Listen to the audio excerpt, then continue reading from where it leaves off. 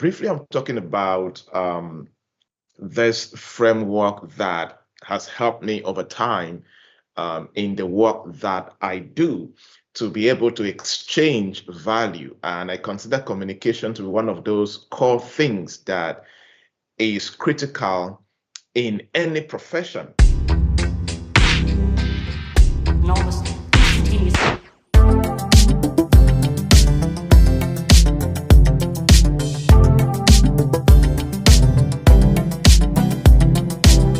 Now, picture this.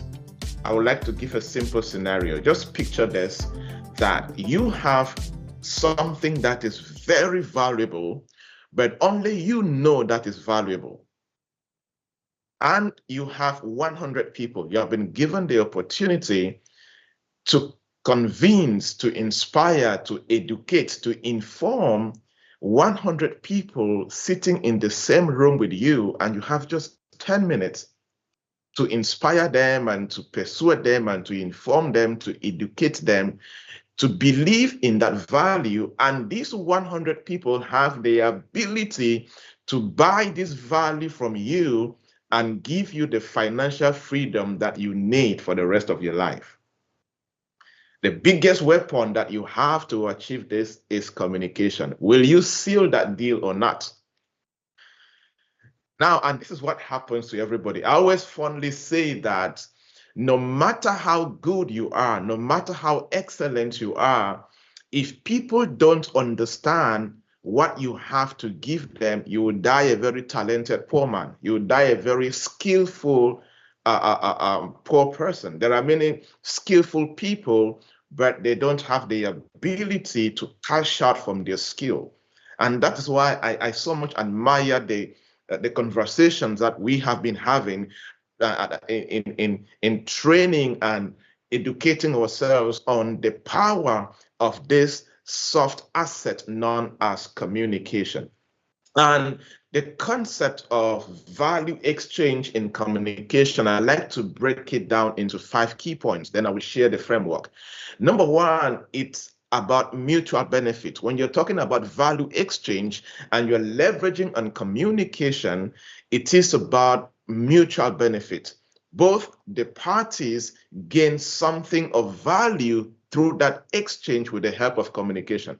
You have the value and your client needs your value and you need your client's money. For some people, they also need the impact that their client will experience. There is mutual benefit. So you need to always understand that if you are going to succeed in that communication, when it comes to value exchange, you must think about mutual benefit. Number 2, perceived worth. When talking about communication and value exchange, perceived worth is very, very important in that process, because value is determined by the perception of that party, the perception of the party that you are communicating to. The next thing which is important and which is a whole training on its own is negotiation. In the midst of communication, your ability to discuss and bargain and establish the terms of exchange using communication is critical for you to exchange your value and be impactful at the same time. And the 4th thing I will talk about is the transactional nature in that case.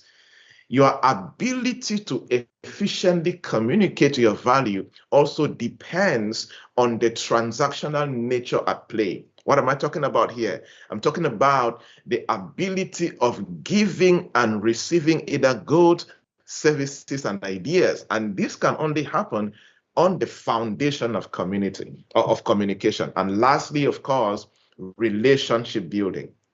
When you talk about communication and value exchange, one key component that I have noticed that have come into play over and over is relationship building. Your ability to foster connections and trust between yourself and the client or the person you're talking about.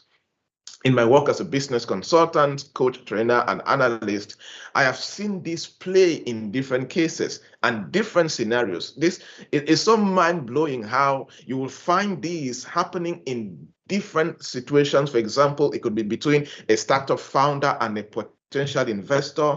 It could be between corporate executives and corporate clients are looking at getting. It could be between a freelancer and the clients are looking at getting, between governments and subcontractors. I have seen these play in different scenarios, but the game is always the same. And personally, for me, as I have grown to master some of these things, I have seen how powerful this works. But I just feel that I should add separately, before I talk about the framework, the role of communication more specifically. We have seen about the concept of value in communication. Now, but understanding the role of communication and value exchange is also critical. Now, why is this? For example, the number one role here is that communication clarify your offerings. I started by saying that I always fondly say that there are many talented people who will end up dying broke, in quotes, because they have the value, they have the talent, they have the skill, but people don't understand what they have to offer. The challenge here is they don't understand how to clarify their offering. And that's the power of communication. Through communication, you clarify your offering. You clarify what you are offering. You present your offer and the benefit in a way that somebody understands, and the person can even picture how their life will be incomplete without your value. I always say that if you're in business, become so good at communication that when you talk about your value, even if somebody doesn't buy, let them regret not spending their money on you, because you have so clarified your offering in such a powerful way that all they imagine, oh my God, I wished I bought this service. They are excited to spend their money on you. That's the power of communication. Number two is that it facilitates understanding. When you're good at communication, it facilitates understanding. It ensures that your client, it ensures that the person you're talking with understands the value you're bringing and even understand the expectations at play. And the last thing I'll talk about here is how communication helps you consistently maintain relationship. I spoke about it, but this talks about in business, for example, if you are going to enjoy what they talk about repeat and regular purchase, if you're going to build a sustainable, valuable business, you need to be able to achieve repeat and regular purchase. For example, a company that has been able to do this very well is Apple. There are people that have been using Apple iPhone 5, 6, 7, 8, like for the last 10 years, 5 years, I don't know. They have been able to achieve this through consistently maintaining relationship, right? It puts them in that place where they achieve, get their customers to practice repeat and regular purchase year in, year out. And this is the power of ongoing communication. Why? Because it nurtures that business relationship. It nurtures that professional relationship as far as business is concerned. I'm not going to take too long to round up now. What are the 5 steps? What are the 5 steps to that transformational framework that you can use as far as communication and value exchange is concerned? Number 1 that I've worked over time is be good at storytelling. Find many ways that you can tell your stories. You know, I actually have on my phone, there is a separate notepad where I just type stories. I just type when I'm on the road, I'm in the supermarket, I'm anywhere. When something happens, I just keep it. And my wife knows. I always tell her when something happens between us, oh, I'm writing on my training notes. Someday I will use you and train. And I've used our situations many times on different training platforms in different situations. And it always compels and sends a strong message. It could be between you and your kids, you and your friends, you and your husband, your wife, your colleagues. If something exciting happens, and you understand that you can use this story and communicate a principle. You can use this story and communicate value. Note it down. Keep it. Have a storybook where you note out your story ideas. It's very powerful. So insightful storytelling is one of those frameworks that you can use to communicate your value. Why is this powerful? Transform facts into storytelling, into compelling stories. This will do something powerful. It will emotionally Emotions are very powerful. If you want to bring the emotions of a client into something, tell a story. If you want to help somebody understand a concept, tell a story around it. It is very, very powerful. So you can use a narrative technique. You can use whatever best way of storytelling that fits you or that situation to make it memorable and engaging at the same time. So practice storytelling, keep stories that you can use to accompany your offers or your value or the point you want to communicate in a very powerful way. Number two is empathy. Strategic empathy is very important, which is deeply understand and reflect the needs and the emotions of the audience you're communicating to. You know, there is this popular concept in the startup world known as design thinking. And the core of design thinking is your ability to empathize the pain points of the people you're building that solution for. It's the same in communication. If you are able to understand the audience, able to understand, their needs and their pain points, if possible, where they're coming from and where they're going to, it's going to help you a lot to effectively communicate your value without beating around the bush. My mom always fondly say, go straight to the point, my friend. Stop beating around the bush. Or many a times, I love soccer, so I will go play soccer and come back so late, and she'll be like, hey, go straight to the point, my friend. Stop beating around the bush. My mom likes to say that a lot. Just go straight to the point, right? So when you are able to practice strategic empathy, you are able to deeply understand and reflect on your audience needs and pain points, and you shoot straight to the point. When you're communicating your value and your offer, you hit the nail on the head. And you can employ, it could be research, it could be active listening, it could be just getting closer to your audience, observing them, whatever you can do to understand, do it. Number three is value-based persuasion.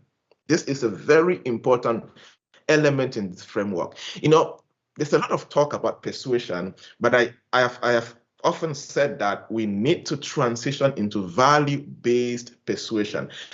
And you can also add value-based education, because there are some things that if you persuade somebody, they will not buy it. But if you value educate them, they will end up buying it. They will end up understanding you. So the power here is shift from features to value. Many times, some people just talk about features. I've had the privilege over time to work with tech guys, technology people. I have co-founded a tech company. So my engineer people, when they're talking about the product we are building, they're talking about the language, the technology, all this big stuff. I'm like, clients don't care about all of this back end stuff they're talking about. Come on, stop listing the benefits of the language you're using. Let's talk about the value that customers will get from this. So many people sometimes talk about the benefit, but many times people don't really understand that. If you're able to tailor the value to their pain points, is very important. So value-based education or value-based persuasion can play a very big role in how you communicate the value that you have as a person. So use persuasive techniques that highlight the value that you have over the benefits, aligning with the audience core values, their goals, and their aspirations. And this is very important. There is power in understanding the aspirations of your people, of the people you're serving. Where do they want to go? And how can your value help them get there? You now communicate from that perspective. Number four is adaptive communication. This is very important. A lot of things can change. I like to say that since Jesus Christ came and went back to heaven, we are in the fastest dispensation ever in the history of humanity. A lot of things are changing so fast at a very, very rapid rate. You can literally wake up tomorrow and a 17-year-old will disrupt your whole industry with a single app. A lot is changing at a very fast pace. You can wake up tomorrow and your government announces a new policy and it changes your business forever. We woke up in 2020 and COVID-19 from nowhere changed the way we work and live. Anything can literally just happen and change everything. This is the power of adaptive communication. Don't be static in how you communicate. Change with time. And with us meeting new people every day from different races and religion and backgrounds and different generations, basically, we need to grow in how we adapt in our way of communication. In simple terms, dynamically adjust your communication style based on real-time feedback. Don't be static.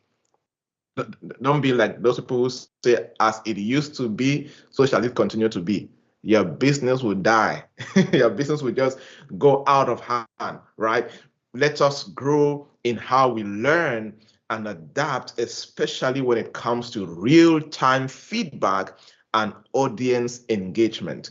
These two are very important in adaptive communication. So train yourself. Learn new ways if you can. Learn new words if you can. Learn new languages if you can. Learn new ways if that you can use to just send something that can spark somebody. For example, what I like to do with my wife is I like to find better thank God, Google Translate. I find better new ways to tell her I love her. So when I send her I love her in Spanish or in Portuguese or in a local language from Africa, she's like, what does that mean? I will not translate. It means this. And she'll be so excited about that. So it makes it more fun and more creative. So you can be more adaptive in how you do that. It's going to position you in a way that people just enjoy how you are communicating with them and how your value means to them. And lastly, number 5, one of my favorites, collaborative co-creation. Collaborative co-creation.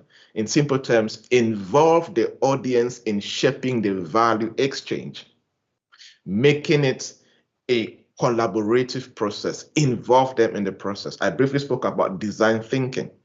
Learn how to involve them in the process. Use interactive ways that you can involve your audience in the process is very powerful. If you have if it is possible, you can organize brainstorming sessions and have them involved. Many large companies do this in the way of focus groups. For example, Apple does this a lot.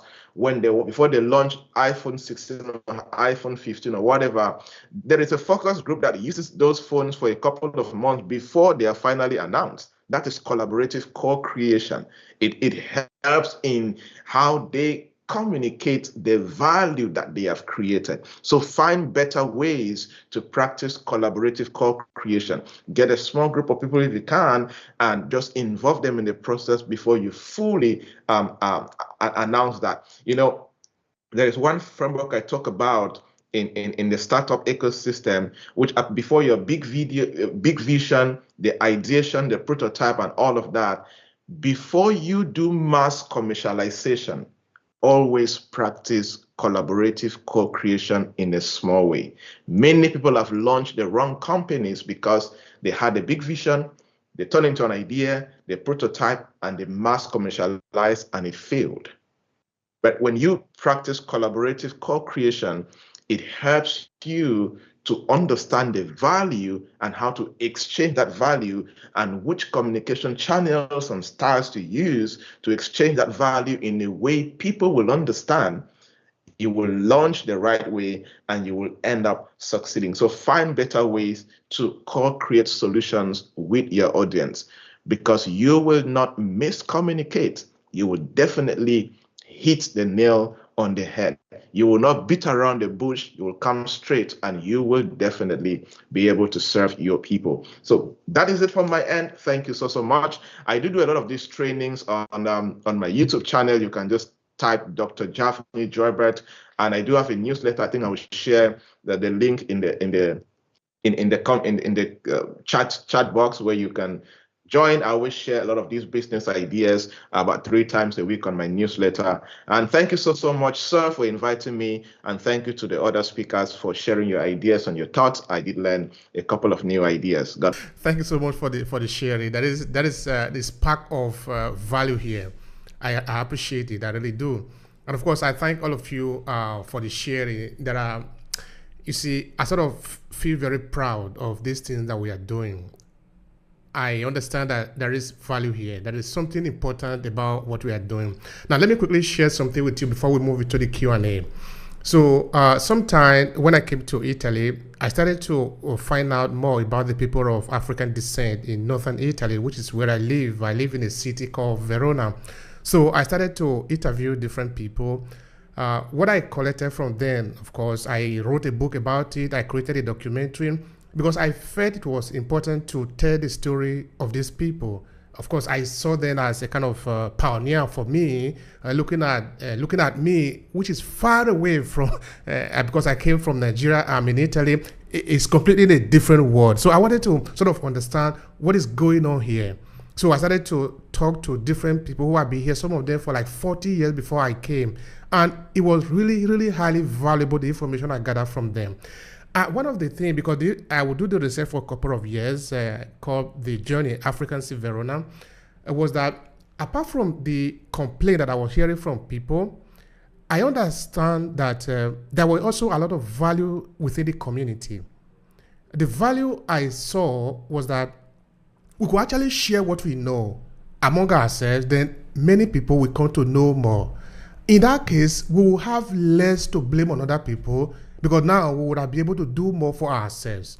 So this is where the idea actually came from, that will lead to the Obehi podcast that I'm doing today, that will lead to our training platform where we teach people about storytelling and about starting their own businesses. It came from that idea that among us, there are people that are highly valuable. So last year, for example, in Aclasses, which is our business platform, I started to experiment on co-creation or collaboration, because the idea of collaboration has really been at the centerpiece of what I do for a very long time. In that, I said to a client a couple of days ago, I know that I don't know everything, but I believe that if we work together, we'll be able to go to more places. So last year, we decided to start bringing in different people to talk, to see what we can do together. Let's create something together. In fact, that is where this webinar actually came from. That one of the person that I contacted to create a course together shared with me, why don't we do a webinar? Up until that point, I never did any webinar. I've been hearing of it before. I said, that is a good idea. Let's give it a try. We give it a try, and today we are doing it, and we are doing it every month. I can see that there is value in it, and I can see that there is value in collaboration. So like you, Joybert, and of course also Latasha said it, and I think the other two who spoke make mention of this co-working, this working together, this building together. Because in business, we are all working together. We all need each other. Maybe I might be good in just designing something. I might not be very good in communicating what I have designed to other people. Or maybe you are very good in communicating that, but you don't know how to put the right pictures in it. So I'm beginning to see that there is power if we can work together among us. Because the eyes cannot smell. The eye can only see. But the eye needs the nose. And the nose and the eyes, they both need the mouth. And they all need the legs and the hands too. Each of them are doing different things in the body. And the body as the machine need all of this to be able to function properly. So as all of you are talking, I am beginning to see the reality of this idea that we can indeed and effectively work together. So I want to thank all of you for the contribution, for the time, for your expertise. This is really, really making me very happy. Thank you so much. I appreciate it.